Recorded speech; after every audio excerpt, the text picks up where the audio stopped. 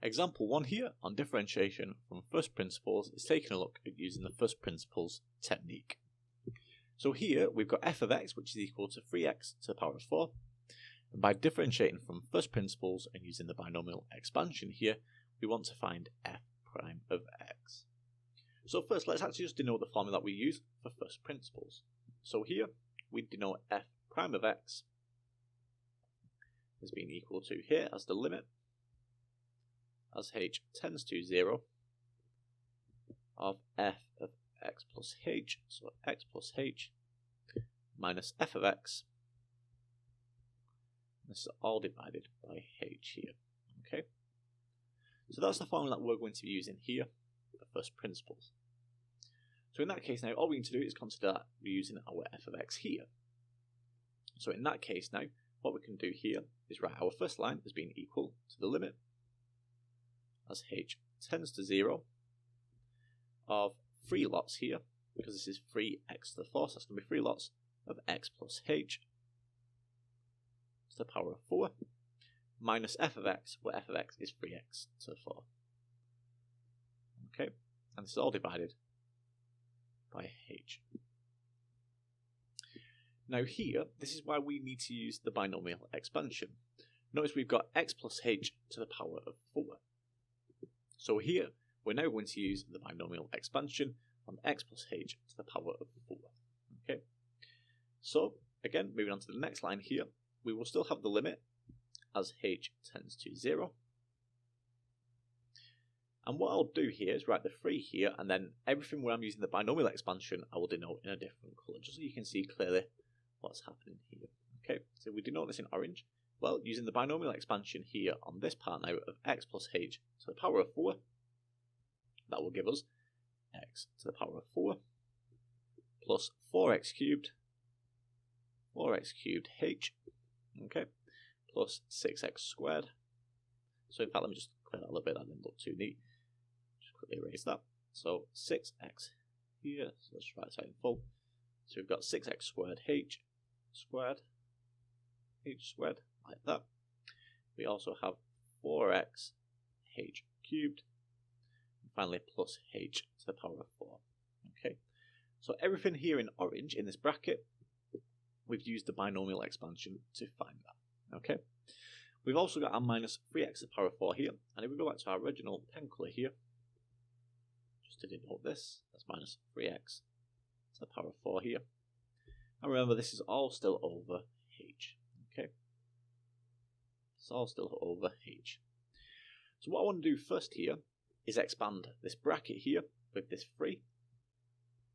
So what I'm going to get here is the limit as h tends to 0. Well, in this case, it's going to be 3x to the power of 4 plus 12x cubed h. So hopefully this step here is pretty self-explanatory, plus 18x squared h squared plus 12x h cubed, and finally plus 3h to the 4 there, sorry, plus 3h to the 4 there. Okay, we've also got this minus 3x to the power of 4 here at the end. Okay, this is all still over h here. Now here, what you might notice straight away is we can start cancelling across the numerator. So here we've got 3x to the power of 4 minus 3x to the power of 4 here. Okay, well, that will just clearly cancel with that there. Okay, and what this leaves me with now is 12x cubed h plus 18x squared h squared plus 12x h cubed plus 3h to the power of 4.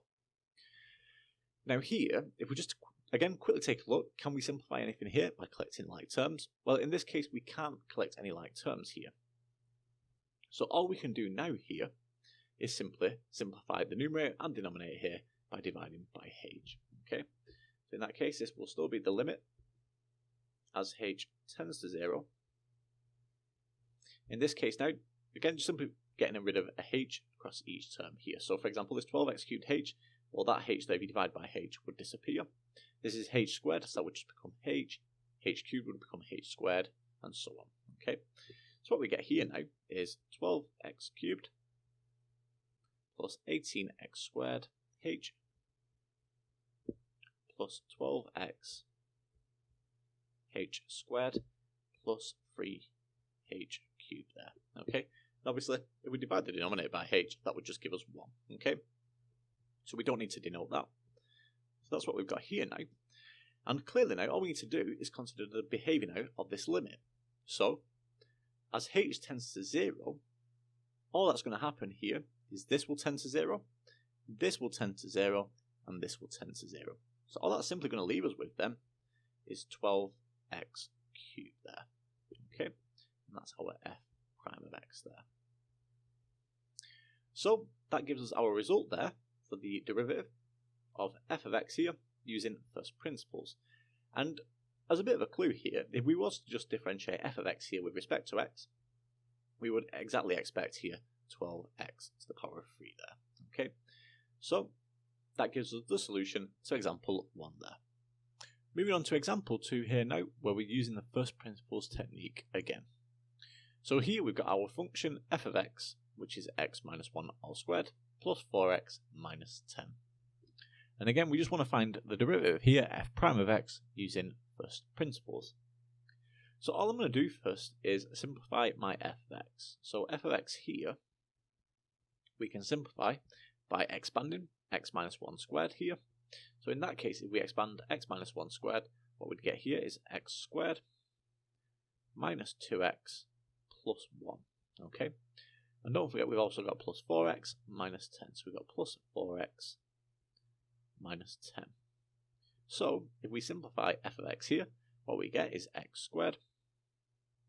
We've got minus 2x plus 4x. That gives us plus 2x here. And finally we've got plus 1 minus 10, giving us minus 9 there. Okay, so now we've got f of x here in the simplified form. We can now easily use first principles. So if we just quickly remind ourselves here of the formula for first principles, so f prime of x is given as the limit as h tends to 0 of f of x plus h minus f of x. And this is all divided by h here. Okay, so let's apply this formula here. So in this case, we're going to take the limit as h tends to 0, and it's going to be here now. So this is x squared, so that's going to be x plus h squared. So that's x plus h squared. We've got plus 2x, that's going to be plus 2 lots of x plus h. And we've got this minus 9 here. Okay. Now, don't forget we've also got minus f of x. So we just dealt with f of x plus h here. Don't forget we've also got minus f of x. So in that case, we just need to subtract f of x here. So that's minus, and I'll put this all in a bracket just so we avoid any confusion here, minus x squared plus 2x minus 9. Okay. And don't forget this is all over h here. Okay. So here, what we need to do now is just clearly simplify this numerator. So in this case, if we simplify by expanding this double bracket here, and then expanding 2 lots of x plus h, and then we'll minus this f of x here. Okay. So in that case, what we get here, again, is the limit as h tends to 0. And what I'm going to get here now is x squared. So I get x squared plus 2hx, so plus 2hx plus h squared. We've also got then 2 lots of x here, so that gives me plus 2x. And I've also got 2 lots of h, so plus 2h. We've got our minus 9. And now here, this is why I've put this in a bracket, just so we can avoid any trip-ups here with our negative symbols here, our negative sign. So we've got minus x squared, so that's going to give us minus x squared. Minus 2x here, so that's minus 2x here. And finally we've got minus 9. So minus 9 will give us plus 9 there. Okay, this is all over h still. We put this all over h here. And now what we need to do is just simplify our numerator. Well here, again, let's do this in different pen colors so we can see clearly. Well, I've got x squared here, and I've got minus x squared here. So they will cancel like so. We've also got plus 2x here, And I've got minus 2x here, so they will cancel as well. We've got a minus 9 and a plus 9, so they will cancel as well. And then at that point, we've got everything that we can collect together there as like terms. Okay, I'll simplify. So here now, what I've got left over is the limit as h tends to 0 of 2hx, so 2hx plus h squared plus 2h. And this is all over h. So here now, again, just like we did with example 1, we can simplify numerator and denominator here by dividing through by h. So in that case, what I get left with here is the limit, again, as h tends to 0. Well, that's going to give me 2x there. So that's 2x. We've got h squared here, so if we divide that by h, I just get plus h. And finally, a 2h here will just give me plus 2 there. Okay, and obviously, if we divide the denominator by h here, that would just leave us with this being over 1, or we could just leave it in this form here. Okay, so in this case now, all we need to do is consider the behaviour here of this limit. So, as h tends to 0, what would I be left with here? Well, I've got my 2x here, we've got the h here, so that would tend to 0, and we've just got a plus 2 here.